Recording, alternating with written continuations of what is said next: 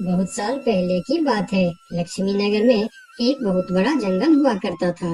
उस जंगल में शेर खान नाम का एक शेर रहता था। वह जंगल का राजा था। उसके शासन काल में जंगल के सभी जानवर सुखी और शांति से रहते थे। यदि जंगल में कोई भी जानवर गलत काम करता तो शेर खान उसे दंड देते थे। वह कमजोर जानवरों की रक्षा भी करते थे। एक दिन शेर खान अपने गुफा के सामने बैठे थे। तभी उसका दोस्त भालू उसके पास आया। फिर दोनों दोस्त मिलकर जंगल और जंगल के जानवरों के बारे में आलोचना करने लगे। मैं इस जंगल का सबसे शक्तिशाली जानवर हूँ। मेरे सामने जंगल का कोई भी जानवर टिक नहीं सकता। क्या कहते हो भालू भाई? ये तो तुमने बिल्कुल ठीक कहा, लेकिन हाथी के सामने तुम बिल्कुल चूहे जैसे दिखते हो। क्या ठीक कहा ना मैंने, शेर खान? भालू की बात सुनकर शेर खान बहुत क्रोधित हो गए। भालू, तुम्हारी हिम्मत कैसे हुई मेरे बारे में इस तरह की बातें करने की? तुम्हें पता है तुम किसके सामने बात कर रहे हो? मैं इस जंगल का राजा हूँ। तुम मेरे दोस्त हो, इसीलिए तुम्हारे साथ मैं थोड़ा मजाक कर रहा था। तुम मेरे बात का बुरा मत मानना शेर खान। शेर खान नहीं, महाराज कहो महाराज। मैं इस जंगल का राजा हूँ, इसीलिए बाकी जानवरों की तरह तुम भी मुझे आज से महाराज कह के ही बुलाओगे। लेकिन शेर खान, हम दोनों दोस्त हैं, फिर भी तुम ऐसे क्यों बातें कर रहे हो? दोस्त है नहीं, दोस्त थे। आज से हमारी दोस्ती खत्म। आज के बाद मैं तुमसे कभी बात नहीं करूंगा। दोस्त कहकर मेरे सामने कभी मत आना। चले जाओ यहाँ से। अपने दोस्त का इस व्यवहार से भालू बहुत दुखी हुआ और वह वहां से चला गया। उसी जंगल में गोलू नाम का एक बंदर भी रहता था। वह दूसरों की चीज चुरा कर भाग जाता था। एक दिन गोलू की चोरी करते समय शेर खान के एक सिपाही के द्वारा पकड़ा जाता है और उसे शेर खान के सामने विचार के लिए लाया जाता है। गोलू को देखकर शेर खान कहते हैं, गोलू, तुम्हारी चोरी की किस्से जंगल के दूर दूर तक मशहूर है। तुम जानवरों के घर में ही नहीं, बल्कि मेरे दरबार में भी बहुत चीज चोरी की है। इसीलिए मैं तुम्हें पहाड़ से गिराकर मारने की सजा घोषित करता हूँ। आज से ठीक 2 महीना बाद तुम्हें पहाड़ से गिराकर मार दिया जाएगा। अपनी मौत की सजा सुनकर गोलू बहुत रोने लगा और बोला, महाराज, मैं अब कभी चोरी नहीं करूंगा। मुझे माफ कर दीजिए महाराज। मेरे घर में छोटे छोटे बच्चे हैं, मुझे छोड़ दीजिए महाराज। लेकिन शेर खान ने उसकी फरियाद नहीं सुना। तब एक सैनिक उसे ले जाकर जेल में बंद कर देता है। उधर गोलू का दोस्त भोलू को जब इस बात का पता चलता है, तब वह गोलू से मिलने के लिए कैद खाने में पहुंच जाता है और उससे कहता है, देखा गोलू, तुम पकड़े गए ना। मैं तुम्हें कितनी बार कहा था कि चोरी करना छोड़ दो। अब क्या होगा बताओ, कैसे निकलोगे यहाँ से? ये सब छोड़ो भोलू भाई, जो होना था वो हो गया। मुझे तो बस अपने परिवार की चिंता हो रही है। काश मैं मरने से पहले उनके लिए कुछ कर पाता। मेरे छोटे छोटे बच्चे हैं, बीवी है, अब उन सब का क्या होगा?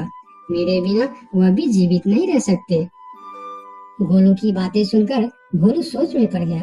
फिर वह शेर खान के पास गया और बोला, महाराज, मैं गोलू का दोस्त भोलू हूँ। मैं आपसे कुछ कहने आया हूँ। तो तुम गोलू का दोस्त भोलू हो?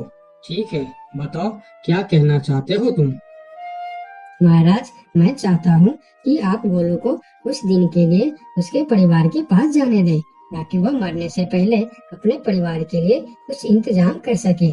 मरने वाले का आखिरी इच्छा पूरा कीजिए महाराज। आप एक बार उसके परिवार के बारे में भी सोचिए। गोलू ने जो किया उसमें उसके परिवार की क्या गलती है? अगर आप उसे कुछ दिन के लिए अपने परिवार के पास रहने दोगे तो शायद उसका परिवार बच जाएगा। मैं इस बारे में तुम्हारी कोई मदद नहीं कर सकता। अगर अपने परिवार से मिलने के बहाने गोलू भाग गया तो मैं किसको सजा दूंगा?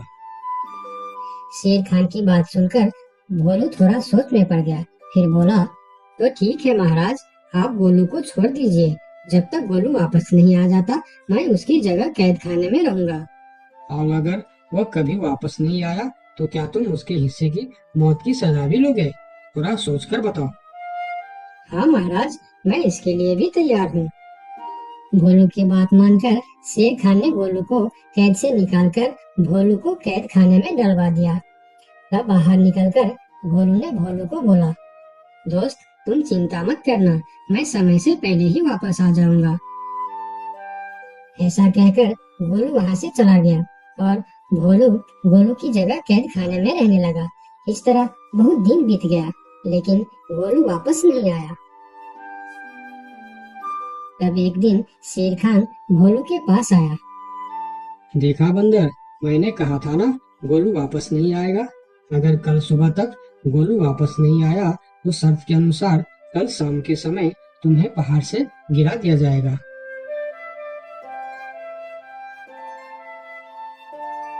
अगले दिन भी जब गोलू वापस नहीं आया, तब शेर खान और उनके सैनिक भोलू को लेकर पहाड़ के किनारे पर गए।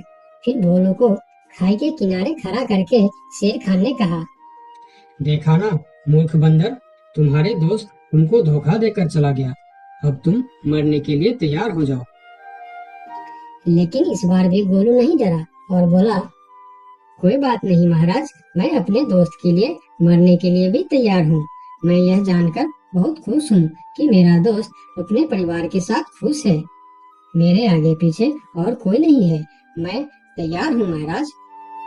शेर खान और भोलू के बीच बातचीत चल ही रही थी कि तभी थोड़ी दूर पर गोलू उनके और आता हुआ दिखाई दिया। फिर पास आकर उसने बोला, तुम्हें ऐसा करने की कोई जरूरत नहीं है दोस्त। तुमने मेरे लिए जो किया उसके लिए तुम्हारा बहुत बहुत शुक्रिया। अब मैं अपनी सजा पूरी करने के लिए तैयार हूँ। महाराज छोड़ दीजिए मेरे दोस्त को। गोलू, तुम्हें वापस आने की क्या जरूरत थी? मैं यह सजा ले लेता था। तुम्हारे घर में छोटे छोटे बच्चे हैं, बीवी है, उनका क्या होगा? मेरे परिवार में मेरे अलावा और कोई नहीं है, इसीलिए यदि मैं मर भी जाऊं तो मेरे लिए किसी को कोई दुख नहीं होगी। तुम यहाँ से चले जाओ। नहीं दोस्त, गलती मैंने की है, इसीलिए सजा भी मुझे ही मिलनी चाहिए।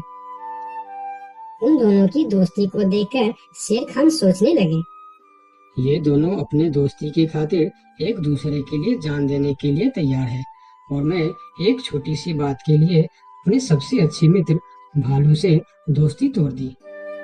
यह मैंने बहुत बड़ा गलती कर दी। मुझे इसका प्रायश्चित करना ही होगा। किसी को मरने की कोई जरूरत नहीं है। तुम दोनों की दोस्ती देखकर मैं गोलू की सजा माफ करता हूँ। और याद रखना गोलू, अगर तुमने फिर से चोरी की तो अगली बार मैं तुम्हारी सजा माफ नहीं कर पाऊंगा। नहीं नहीं महाराज, आज के बाद मैं फिर कभी ऐसा गलती नहीं करूंगा। आज से मैं ईमानदारी से मेहनत करके अपना परिवार चलाऊंगा। आपका बहुत बहुत धन्यवाद महाराज। ठीक है, अब तुम लोग यहाँ से जा सकते हो। उनके जाने के बाद शेर खान सीधा अपने दोस्त भालू के पास गया। भालू मेरा दोस्त, मैं यहाँ तुमसे माफी मांगने के लिए आया हूँ। मैंने जो उस दिन तुम्हारे साथ व्यवहार किया वह बहुत गलत था। मैं बहुत शर्मिंदा हूँ, मुझे माफ कर दो मेरे दोस्त। लेकिन महाराज, आपने तो कहा था। महाराज नहीं, शेर खान बोलो, शेर खान। आज से तुम मुझे महाराज नहीं, शेर खान ही बुलाओगे, क्योंकि दोस्त एक दूसरे के नाम लेकर ही बुलाते हैं। आज से तुम मेरे सबसे अच्छे दोस्त हो।